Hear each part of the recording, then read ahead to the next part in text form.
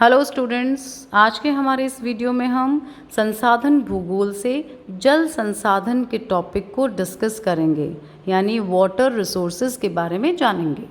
इस वीडियो में हम हमारे पृथ्वी तल पर उपलब्ध जल संसाधनों से संबंधित महत्वपूर्ण तथ्यों को डिस्कस करेंगे और साथ ही साथ हमारे पृथ्वी तल पर कितने प्रकार के जल संसाधन मौजूद हैं और वो किस प्रकार मनुष्य के उपयोग में आ रहे हैं, इन सब की भी चर्चा करेंगे। तो चलिए हम शुरू करते हैं जल संसाधनों को, वाटर रिसोर्सेज को। और इस क्रम में सबसे पहले हम लेते हैं हमारे पृथ्वी तल पर उपलब्ध जल संसाधनों से संबंधित महत्वपूर्ण तथ्यों को। देखिए, हमारे पृथ्वी की सतह का 71% से अधिक जल क्षेत्र है, यानी हमारे पृथ्वी का जो कुल क्षेत्रफल है उसमें से 71% जो भाग है वो जल का है, यानी टोटल एरिया में से 71% जो एरिया है वो किसका है? जल का है।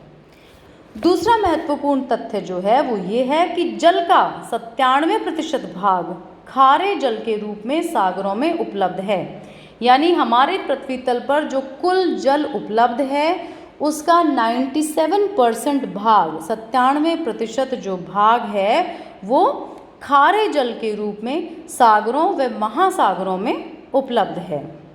नेक्स्ट जो इम्पोर्टेंट फैक्ट जो है, महत्वपूर्ण जो तथ्य जो है वो ये है कि जल का 1% से भी जो कम भाग है वो स्वच्छ जल है, यानी जो फ्रेश वाटर अवेलेबल है वो स्वच्छ जल जिसे हम कहते हैं, वो स्वच्छ जल कुल जल का, यानी पृथ्वी तल के कुल जल का कितना प्रतिशत है?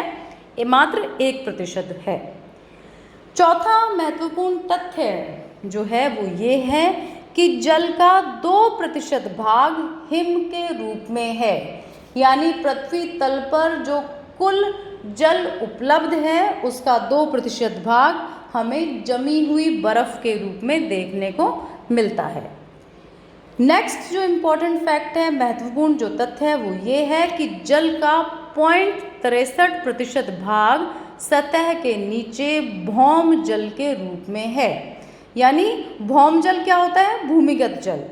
तो कुल जल का 0.63% जो भाग है वो भूमिगत जल के रूप में हमें उपलब्ध है। वहीं जल का 0.008% भाग खारी झीलों में उपलब्ध है, यानी कुल जल जो पृथ्वी का है उसका 0.008% भाग खारी झीलों में हमें उपलब्ध है।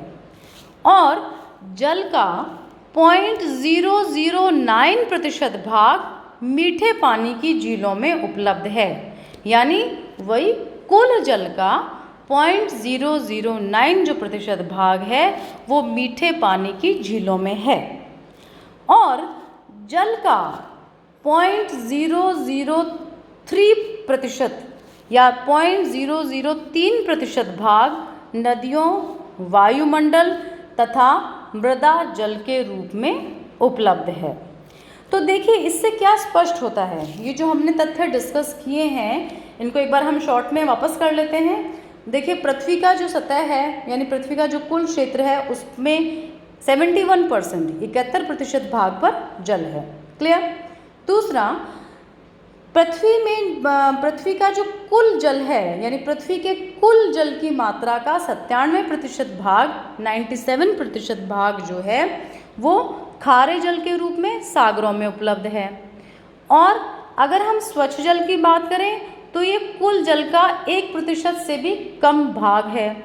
वहीं कुल जल का 2% भाग हमें बर्फ के रूप में मिलता है और 0.63 यानी 0.63% भाग सतह के नीचे भौम जल के रूप में उपलब्ध है। वहीं कुल जल का 0.008% भाग खारी झीलों में उपलब्ध है और 0.009% भाग मीठे पानी की झीलों में उपलब्ध है और 0.003% भाग नदियों, वायुमंडल और मृदा जल के रूप में स्थित है। तो इससे क्या स्पष्ट होता है? इससे ये स्पष्ट होता है कि स्वच्छ जल जो है वो झीलों, नदियों वह भूमिगत जल के रूप में हमें उपलब्ध है। और ये जो स्वच्छ जल है ये 1% से भी कम है, यानी कुल जल की हम मात्रा को देखें पृथ्वी तल पर तो उस कुल जल में से 1% से भी कम जो है वो क्या है, स्वच्छ जल। तो इससे क्या क्लियर होता है, देखिए क्योंकि स्वच्छ जल बहुत कम है तो जल का जो संरक्षण है, जिसे हम कहते हैं जल संरक्षण या हम कहें वाटर कंजर्वेशन, बहुत ज़रूरी है। अगर हम इस वाटर को कंजर्व नहीं करेंगे, जल का संरक्षण नहीं करेंगे तो स्वच्छ जल की मात्रा और घटती जाएगी। क्लियर। चलिए अब हम चलते हैं जलीय चक्र की ओर। हम जानते हैं कि जलीय चक्र क्या होता है। जलीय चक्र को हम हाइड्रोलॉजिकल साइकिल भी कहते हैं। देखिए, स्थल मंडल और वायुमंडल के मध्य होने वाले जल के संचरण को जलीय चक्र कहा जाता है। हाइड्रोलॉजिकल साइकिल क्या होता है, स्थल मंडल लिथोस्फीयर और वायुमंडल एटमॉस्फेयर। इस स्थलमंडल और वायुमंडल के मध्य जो जल का आदान प्रदान है और या जो संचरण है जिसे हम कहें, वो जलीय चक्र कहलाता है। मैं एक बार फिर रिपीट करती हूँ, स्थल मंडल और वायुमंडल के मध्य होने वाले जल के संचरण को जलीय चक्र कहा जाता है। देखिए, वर्षा होने के बाद कुछ जल मृदा से वाष्पीकृत होकर वायुमंडल में लौट जाता है। इस वर्षा जल का दूसरा भाग मिट्टी से रिसकर भूमिगत हो जाता है और तीसरा भाग धरातल पर वाही जल के रूप में प्रवाहित होता है, जो नदियों व सरिताओं में एकत्रित होकर अंततः सागरों में या महासागरों में पहुंच जाता है। क्लियर हो गया जलीय चक्र का हमने बात की। तो देखिए, जब वर्षा होती है तो क्या होता है, कुछ जल क्या है जो मिट्टी के अंदर मिट्टी सोख लेती है, फिर धीरे धीरे वो जो मिट्टी के अंदर सोखा हुआ जो जल है वो वाष्पीकृत होकर वायुमंडल में पहुंच जाता है। तो एक भाग तो ये कंप्लीट हो गया। दूसरा जो जल है वो रिसकर भूमिगत हो जाता है और तीसरा प्रकार का जो जल है वर्षा का, वो जो ना तो वाष्पीकृत होता ना भूमिगत होता, वो क्या होता है, वो वाही जल के रूप में प्रवाहित होकर बहकर, जिसे हम कहें वाही जल के रूप में बहकर नदी नालों में मिलकर लास्ट में सागरों व महासागरों में पहुंच जाता है। तो ये जो जलीय चक्र है, अगर हम इस जल चक्र की क्रियाविधि के बारे में जानें तो जल चक्र की क्रियाविधि के 2 पद हैं, यानी 2 स्टेप्स हैं।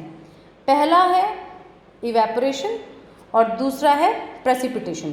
पहला वाष्पीकरण और दूसरा क्या हुआ, वर्षा। देखिए, पहले स्टेप में धरातल पर उपस्थित जल तथा सागर व महासागरों का जल सूर्य ताप के कारण वाष्पीकृत होकर वायुमंडल में पहुंच जाता है। देखिए, फर्स्ट जो स्टेप है हाइड्रोलॉजिकल साइकिल का, पहला जो पद है जलीय चक्र का, उसमें क्या होता है, धरातल पर जो जल उपस्थित है, धरातल पर जल हमें किस रूप में मिलता है, नदी, झील, तालाब, पेड़ पौधे आदि के अंदर मिलता है। तो नदी, झील, तालाब, ये जो पेड़ पौधों आदि का जो जल है, साथ में जो सागर व महासागरों में जो जल है वो सूर्य ताप से क्या है, वाष्पीकृत हो जाता है और वायुमंडल में पहुंच जाता है। दूसरे स्टेप में क्या होता है, वायुमंडल में उपस्थित जलवाष्प ठंडी होकर बादलों के रूप में संघनित होती है। देखिए, जब वाटर इवेपोरेट होता है तो वो जलवाष्प ऊपर पहुंच जाती है आसमान में। ऊपर पहुंच जाने पर क्या होता है, जैसे जैसे हम ऊपर रहेंगे वैसे वैसे तापमान कम होता जाएगा और इस तापमान की कमी के कारण वो जो जल वाष्प है वो ठंडी होती जाएगी। जैसे ही जल वाष्प ठंडी होने लगेगी वो बादलों के रूप में संघनित होने लग जाती है और फिर ये जो बादलों के रूप में संघनित जल है वो वर्षा, ओस, पाला, बर्फ आदि के रूप में वापस धरातल पर आता है और सागरों तक पहुंच जाता है। ठीक है, तो ये जो जल है वर्षा का जो जल है, इसके 3 रूप हमें देखने को मिलते हैं। ठीक है, पहला, धरातल पर वापस आया जल जो झीलों, नदियों, तालाबों आदि के रूप में धरातल पर उपस्थित रहता है, इसे हम क्या कहेंगे, धरातलीय या वाहित जल। तो पहला रूप तो ये जो जल बरसा है, वाष्पीकृत हो गए ऊपर गया फिर वापस बरसा है, वो पहला रूप इसका हो गया धरातल या वाहिद जल, वापस आया जल के रूप में, या धरातलीय जल के रूप में हम कह सकते हैं। दूसरा रूप है धरातल पर वापस आया कुछ जल भूमि के अंदर धरातल में सुरक्षित हो जाता है, और ये जो जल है ये कुओं, नलकूपों, हैंडपंपों आदि के द्वारा उपयोग के लिए प्राप्त किया जाता है। इस जल को भूमिगत जल कहते हैं। तो दूसरा जो इस जल चक्र के जल का जो रूप है वो क्या हुआ? भूमिगत जल। और तीसरा जो जल चक्र के जल का रूप है वो क्या है?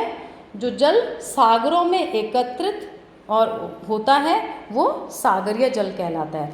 तो जल चक्र का जो जल है वो धरातलीय जल, भूमिगत जल और सागरीय जल के रूप में हमें देखने को मिलता है। अब जल चक्र को हम इस डायग्राम से भी समझ सकते हैं। सौर ऊर्जा से वाष्पीकरण हुआ ये जल का, और उसके बाद वाष्पीकरण हो गई, ये ऊपर उठे, बादल बने, बादल बनने के बाद फिर बारिश हुआ। इन दोनों डायग्राम्स में जल चक्र को समझाया गया है। अब हम बात करते हैं जल चक्र के कंप्लीट होने के बाद भूमंडल में जल के रूपों को। देखिए, भूमंडल में जल 3 रूपों में मिलता है। इसको ध्यान रखिएगा आप। भूमंडल में जल हमें कितने रूपों में मिलता है? 3 रूपों में। पहला धरातलीय जल, जिसे हम कहते हैं सरफेस वाटर। देखिए, धरातल के ऊपर जो वाही जल है वो नदियों व सरिताओं में प्रवाहित होता है और अंततः सागरों व आंतरिक झीलों में विसर्जित हो जाता है। नदियों से नहरें निकाली जाती हैं और जिनका जल है जो है वो सिंचाई के लिए विशेष रूप से उपयोग में लाया जाता है। इस जल का जो कुछ भाग है, यानी धरातलीय जल का जो कुछ भाग है, वो हमें बर्फ़ के रूप में भी जमा हुआ रहता है या बर्फ़ के रूप में भी हमें देखने को मिलता है। तो भूमंडल के जल का पहला रूप क्या हुआ? धरातलीय जल या सरफेस वाटर। ये धरातल के ऊपर वाही जल के रूप में प्रवाहित होता है, नदी, सरिताओं, नालों में मिलकर और लास्ट में सागरों, महासागरों व आंतरिक झीलों में आकर गिर जाता है, विसर्जित हो जाता है। और इस धरातलीय जल से ही हमें सिंचाई के लिए नहरें निकाली गई हैं, और ये जो धरातलीय जल है ये कुछ मात्रा में हमें बर्फ़ के रूप में भी देखने को मिलता है। ये क्लियर हो गया होगा आपको। दूसरा भूमंडलीय जल का जो रूप है वो है भूमिगत जल, जिसे हम कहेंगे अंडरग्राउंड वाटर। देखिए, भूमिगत जल उपधरातलीय जल का वह भाग है जो धरातलीय शैल छिद्रों, रेगोलिथ या मृदा में संयुक्त रहता है। देखिए, ये जो भूमिगत जल है ये भाग किसका है? धरातलीय जल का ही भाग है। बस अंतर ये है कि यह धरातलीय जो शैल छिद्र हैं उनसे रिसकर, रेगोलिथ से, मृदा से रिसकर नीचे चला जाता है और नीचे जाकर वह इकट्ठा हो जाता है। इस भूमिगत जल को जलतल या वाटर टेबल जो है वो इसकी ऊपरी सीमा का निर्धारण करती है। भूमिगत जल गुरुत्व से प्रेरित होकर गहराई में बहता है और नदियों, सरोवरों, झीलों तथा दलदल में आकर मिल जाता है। सदावाहिनी यानी जो पेरिनियल रिवर्स होती हैं, सदावाहिनी नदियाँ होती हैं और कुछ सरिताएं होती हैं, वो अधिकांशतः जो जल है वो भूमिगत जल के रिसाव से जल प्राप्त करती हैं। देखिए, रिवर्स दोनों तरह से जल प्राप्त करती हैं, जो वर्षा की मात्रा होती है उससे भी, और जिस एरिया में वो नदियाँ बहती हैं उनसे जो भूमिगत जल है वो रिसकर ऊपर आ जाता है, उनसे भी ये जल प्राप्त करती हैं। धरातल के नीचे भूमिगत जल जो है वो जलभरों के रूप में सिंचित रहता है। अब ये जो जलभर जो होते हैं इन्हें हम एक्विफर्स कहते हैं। देखिए, होता क्या है, जब जल रिस के अंदर भूमि के अंदर जाता है तो हमारी भूमि में सबसे नीचे जो परत है वो बहुत ही अपारगम्य चट्टानों की परत है। उसके ऊपर हमें कुछ पारगम्य चट्टानें भी मिलती हैं। तो जल नीचे रिस कर उन जो पारगम्य चट्टानें होती हैं उनसे नीचे चला जाता है, और जो उन चट्टानों के बीच में स्पेस होता है वहाँ इकट्ठा हो जाता है। ये जो इकट्ठा हुआ जल है इसे हम जलभर भी कहते हैं, इसे हम एक्विफर भी कहते हैं और इसे हम वाटर पूल भी कहते हैं। अब ये जो वाटर पूल्स में या जलभरों में या एक्विफर्स में इकट्ठा हुआ जो जल है उसे हम कुओं के द्वारा, नलकूपों के द्वारा, हैंडपंपों के द्वारा निकालते हैं या पृथ्वी तल पर लेकर आते हैं। और ये जल हमारे पीने के पानी के रूप में काम आता है, उद्योगों में काम आता है, कृषि कार्यों में सिंचाई हेतु भी काम आता है। तो आपको अंडरग्राउंड वाटर या धरातलीय जल जो भूमिगत जल है उसका क्लियर हो गया होगा, कैसे नीचे रिसकर वो जो सॉफ्ट रॉक्स होती हैं उनके बीच में जो स्पेस होता है वहाँ ये जल इकट्ठा हो जाता है, और ये इकट्ठा हुआ जल क्या कहलाता है? जलभर, या हम इसे एक्वीफर या वाटर पूल के रूप में कहते हैं। और ये जो इकट्ठा हुआ जल हम कैसे निकालते हैं? कुओं से, नलकूपों से, हैंडपंपों से, इनके द्वारा निकालते हैं और हमारे पेयजल के रूप में, औद्योगिक कार्यों में, सिंचाई के आदि के रूप में हमारे काम आता है। तीसरा जो भूमंडल के जल का जो रूप है वो है महासागरीय जल, जिसे हम कहते हैं मैराइन और ओशनिक वाटर। देखिए, हम पहले डिस्कस कर चुके हैं कि पृथ्वी का लगभग 71% क्षेत्र सागरों तथा महासागरों से आवृत है, और ये जो जल है मैराइन या ओशनिक वाटर या महासागरीय जल, ये खारा होता है और मानव के लिए उपयुक्त नहीं होता है। तो ये 3 प्रकार के हमारे जल के स्वरूप हुए, किस पर? भूमंडल पर, या हम कह सकते हैं हमारे भूमंडल पर जल संसाधन 3 प्रकार के हैं। क्लियर? अब हम बात करते हैं जल संसाधनों के उपयोग की। तो इस क्रम में सबसे पहले हम लेते हैं स्थलीय जल संसाधन या सरफेस वाटर रिसोर्स या इनलैंड वाटर रिसोर्स। देखिए, स्थलीय या आंतरिक जल संसाधन जो हैं वो हमें विभिन्न रूपों में मिलते हैं, जैसा कि हम पहले भी डिस्कस कर चुके हैं। हमें ये स्थलीय या आंतरिक जल संसाधन नदियों, नहरों, झीलों, नालों, दलदल आदि के रूप में हमारे स्थल पर मौजूद रहते हैं।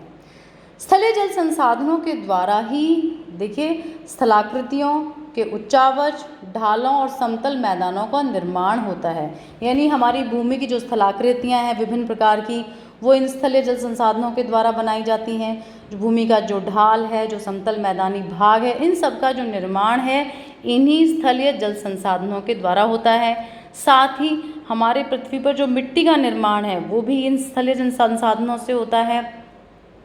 और भूतल पर जो ये मिट्टी लाकर बिछाई जाती है इन जल संसाधनों के द्वारा, तो वो जो मिट्टी है वो मानव के कृषि के लिए भी बहुत उपयुक्त है, और साथ ही साथ जो मैदानी भाग जो इन जल संसाधनों द्वारा निर्मित किए जाते हैं वो मानव निवास के लिए भी उपयुक्त हैं। अब इन स्थलीय जल संसाधनों के द्वारा जो है हमारे घरेलू जो कार्य होते हैं, हाउस होल्ड वर्क्स होते हैं, इनकी मांग पूर्ति होती है। साथ ही ये स्थलीय जल संसाधन हमारे पृथ्वी तल पर मौजूद जंतु जगत, वनस्पति जगत के जीवन धारण के लिए भी बहुत इम्पॉर्टेंट हैं। इनके साथ साथ उद्योगों, कारखानों के संचालन के लिए, उन उद्योगों और कारखानों में जलपूर्ति के लिए भी इनका बहुत उपयोग होता है। और जो स्थलीय जल संसाधन हैं ये हमारे कृषि कार्यों के लिए भी बहुत उपयुक्त हैं। देखिए, विश्व की अधिकांश जनसंख्या नदियों व झीलों के पास के क्षेत्रों में ही निवास करती है। अब हम इतिहास भी अगर हम देख लें, इतिहास देखें या हम प्रेजेंट टाइम में देखें, तो ये प्रूव होता है कि विश्व की अधिकांश जनसंख्या मैदानी भागों में और जल संसाधन के स्रोत के पास ही निवास करती है। एग्जाम्पल हम देखें तो उत्तरी अफ्रीका के सहारा मरुस्थलीय भूभाग पर मिस्र में सघन जनसंख्या निवास करती है। देखिए, नर्दर्न अफ्रीका में सहारा मरुस्थल बहुत विस्तृत है, तो सहारा मरुस्थल के अंतर्गत जितने भी देश हैं आप देखना वहाँ जनसंख्या आपको कम मिलेगी। लेकिन जो मिस्र, जो इजिप्ट वाला जो एरिया है वहाँ पर आपको सघन जनसंख्या देखने को मिलेगी। क्यों? क्योंकि इजिप्ट में नील नदी प्रवाहित होती है और अधिकांश जनसंख्या नील नदी के आसपास के क्षेत्रों में केंद्रित है। वहीं हम गंगा ब्रह्मपुत्र के मैदान को ले लें भारत में, वहाँ पे भी हम देखेंगे असघन जनसंख्या हमें देखने को मिलेगी। तीसरा अगर एग्जाम्पल हम देखना चाहें तो उत्तरी अमेरिका में संयुक्त राज्य अमेरिका और कनाडा जो हैं वहाँ की जो अधिकांश जनसंख्या है और जो उन जनसंख्या के साथ साथ जो वहाँ के जो उद्योग धंधे हैं, वो जो महान झील प्रदेश है, ग्रेट लेक्स का जो क्षेत्र है, lake superior, lake eri, lake Ontario, lake Michigan, इन क्षेत्रों के आसपास ही निवास करता है। तो ये आपको क्लियर हो गया होगा। अब अगला हम चलते हैं भूमिगत जल संसाधन को लेकर, यानी अंडरग्राउंड वाटर रिसोर्स। किस प्रकार ये अंडरग्राउंड जो वाटर रिसोर्स है, भूमिगत जल संसाधन है, वो मानव के लिए उपयोग में आ रहा है। हाँ, देखिए, भूमिगत जल धरातलीय जल का वह रूप है जो बहते हुए जल अथवा तालाब, नदी, नालों आदि से रिसकर पृथ्वी के अंदर इकट्ठा हो जाता है। यानी हमारा जो भी जल है, जो पृथ्वी के अंदर जो सॉफ्ट चट्टानें मौजूद हैं, उनसे रिसकर पृथ्वी तल में चला जाता है और वहाँ जाकर जो चट्टानों के बीच में जो स्पेस है, जो जगह है, वहाँ ये इकट्ठा हो जाता है। हमने पहले डिस्कस किया है, वो जो इकट्ठा हुआ जो जल है वो जलभर, एक्वीफर या वाटर पूल के रूप में जाना जाता है। और इस जल को, इस भूमिगत जल को हम कैसे निकाल रहे हैं? कुओं के द्वारा, सबमर्सिबल पंप के द्वारा, नलकूपों के द्वारा, हैंडपंप के द्वारा इसको हम धरातल पर प्राप्त कर लेते हैं। अब मानव जीवन के सभी कार्य जो हैं वो उन कार्यों में इस जल का उपयोग किया जाता है। पीने के लिए तो अधिकांशतः ये भूमिगत जल ही उपयोग में आता है। अब देखिए, कुछ जैसे मरुस्थलीय प्रदेश हैं जहाँ पर स्थलीय जल संसाधन उपलब्ध नहीं है, वहाँ पे हमें भूमिगत जल उपलब्ध हो जाता है। और ये भूमिगत जल की उपलब्धता उन मरुस्थलों को एक अच्छे मरुद्यान के रूप में परिवर्तित कर देती है। और हमें ऐसे कई उदाहरण हमारे पृथ्वी पर हमें देखने को मिलते हैं। तो और जैसे अरब प्रायद्वीप में मक्का शहर है, वो एक मरुद्यान है पूरा डेजर्ट एरिया, वहाँ पे स्थलीय जल संसाधन नहीं है, लेकिन भूमिगत जल संसाधन वहाँ पे उपलब्ध है। और वो भूमिगत जल संसाधन वहाँ की जनसंख्या के सारे कार्यों की पूर्ति करता है। अब हम देखें भूमिगत जल संसाधन के मुख्य जो उपयोग हैं उनके बारे में हम देखें तो हम कह सकते हैं कि सबसे पहला उपयोग क्या हुआ? पीने के लिए व घरेलू उपयोग। दूसरा, पशुपालन के लिए हम इसे यूज़ कर रहे हैं। तीसरा, कृषि फसलों की सिंचाई के लिए हम इसे यूज़ कर रहे हैं। चौथा, हम उद्योगों में इसे उपयोग कर रहे हैं। मछली पालन के रूप में हम इस उपयोग कर रहे हैं इस जल का। भी जिन क्षेत्रों में हम कृत्रिम रूप से तालाब बनाते हैं मछली पालन के लिए, उन तालाबों के अंदर जो जल की आपूर्ति है वो किसके द्वारा की जाती है? जो अंडरग्राउंड जो वाटर रिसोर्सेज हैं, कुओं, नलकूपों, इनके द्वारा वाटर की सप्लाई उन आर्टिफिशियल पॉन्ड्स के अंदर, कृत्रिम तालाबों के अंदर होती है। तो मत्स्य पालन में भी ये काफ़ी उपयोग में आ रहे हैं। अब तीसरा जो रूप है जल का वो है महासागरीय जल संसाधन, यानी ओशनिक वाटर रिसोर्स। देखो, ओशनिक वाटर जो रिसोर्स है वो सबसे एक्सटेंसिव वाटर रिसोर्स है, सबसे विस्तृत जल संसाधन है, क्योंकि कुल जल का 71% जो भाग है सागरीय महासागरीय जल के रूप में हमें मिलता है। ठीक है, तो सबसे विस्तृत जल संसाधन अगर हमें देखने को पूछा जाए तो हम क्या कहेंगे? तीनों प्रकार के जल संसाधनों में से सबसे विस्तृत जल संसाधन क्या है? महासागरीय जल संसाधन है। देखिए, पृथ्वी के धरातल पर महाद्वीपों की अपेक्षा महासागर अधिक व्यापक हैं, ये क्लियर है। हमारे जो महाद्वीप हैं इनकी अपेक्षा महासागर जो हैं वो अधिक व्यापक हैं। मनुष्य का निवास थलखंडों पर होता है, यानी हम जो मनुष्य हैं वो निवास किस पे कर रहे हैं? पृथ्वी तल पर, पृथ्वी स्थल पर। लेकिन पृथ्वी पर इन थलखंडों का क्षेत्रफल बहुत कम है, यानी भूतल का लगभग 72% भाग महासागरीय जल से आच्छादित है। हम 71% भी कह सकते हैं इसको, या 71 से 72% के बीच भी इसको ले सकते हैं। तो ये जो लगभग 71 से 72% जो भाग है वो महासागरीय जल से आच्छादित है। और इसकी जो औसत गहराई है वो 3.5 किलोमीटर है। अब देखिए, सभी जो थलखंड हैं यानी सभी जो महाद्वीप के स्थल हैं वो संपूर्णतः जो है महासागरीय जल से घिरे हुए हैं, यानी सारे महाद्वीप पृथ्वी के किससे घिरे हुए हैं? इन महासागरों से। और साथ ही साथ क्या है, ये जो महाद्वीप हैं ये एक दूसरे से पृथक भी हैं। यानी सबसे बड़ा अंतर अगर हमें पूछा जाए कि महाद्वीपों और महासागरों में क्या अंतर है, तो हम ये कहेंगे सागरों और महाद्वीपों में जो सबसे बड़ा अंतर है वो ये है कि महाद्वीप एक दूसरे से अलग हैं, लेकिन सभी महासागर आपस में जुड़े हुए हैं, वो एक हैं। और ग्लोब पर वातावरण का सबसे बड़ा तत्व जो है वो महासागर ही हैं। क्लियर? अब हम बात करते हैं utilization of oceans for man, यानी ये जो महासागरीय जल है ये मनुष्य के लिए किस प्रकार उपयोगी है। देखिए, महासागरों और सागरों का मनुष्य के लिए अपार महत्व है। विश्व की 3/4 से अधिक जनसंख्या महाद्वीपों के तटीय प्रदेशों में निवास करती है, जिसका कारण महाद्वीप ही नहीं बल्कि महासागरों द्वारा प्रस्तुत की गई सुविधाएं और अनुकूलताएं हैं। देखिए, जो विश्व की जो महाद्वीपों में जनसंख्या है वो अधिकांशतः महासागरीय जो तटीय क्षेत्र हैं वहाँ निवास करती है। इसका एक मुख्य कारण महासागरों द्वारा प्रस्तुत की गई सुविधाएं व अनुकूलताएं हैं। विश्व में मानव के लिए महासागरों के मुख्यतः निम्नलिखित उपयोग हैं। देखिए, सबसे इम्पोर्टेंट जो पार्ट है इसमें महासागरों का महत्व का वो ये है कि महासागरों का प्रभाव जलवायु पर होता है।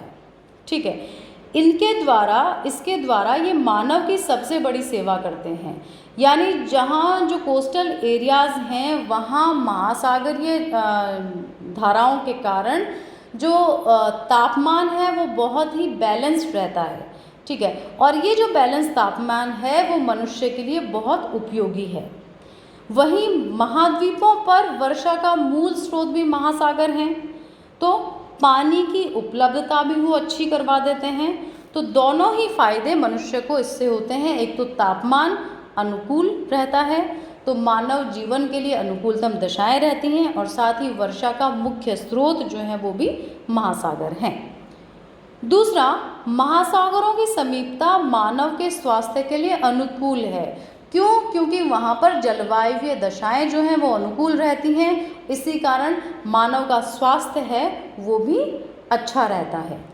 तीसरा, महासागरों से हमें बहुत से खनिज पदार्थ और रासायनिक पदार्थ प्राप्त होते हैं, यानी काफ़ी इम्पोर्टेंट जो मिनरल्स और जो केमिकल्स हैं वो हमें महासागरों से मिलते हैं। चौथा जो महत्व है महासागरों का वो ये है कि हम यहाँ पर मत्स्य पालन अच्छी तरह से कर सकते हैं, और मत्स्य पालन जो है वो हमारी एक महत्वपूर्ण खाद्य सामग्री है, क्योंकि पूरे विश्व में इतनी ज़्यादा जनसंख्या है कि कृषिगत फसलों से उनका भरण पोषण नहीं हो सकता। तो महासागर जो हैं अच्छे केंद्र हैं मत्स्य पालन के।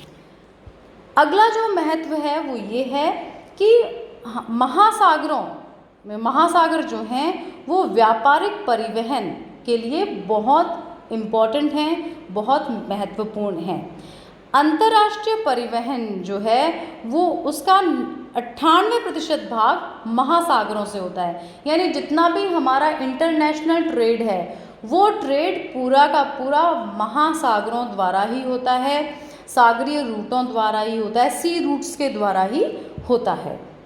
नेक्स्ट जो इम्पोर्टेंस है हमारे जीवन में महासागरों की वो ये है कि सागरों द्वारा मनोरंजन, दृश्यावलोकन, खेल, तैरने आदि की सुविधाएं प्रदान की जाती हैं।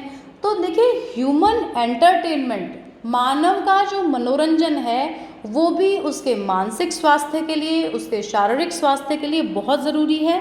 तो महासागरों में जो दृश्य जो हैं वो मनुष्य के मनोरंजन के लिए भी अच्छे हैं और उसके दृश्यावलोकन के लिए भी बहुत अच्छे हैं।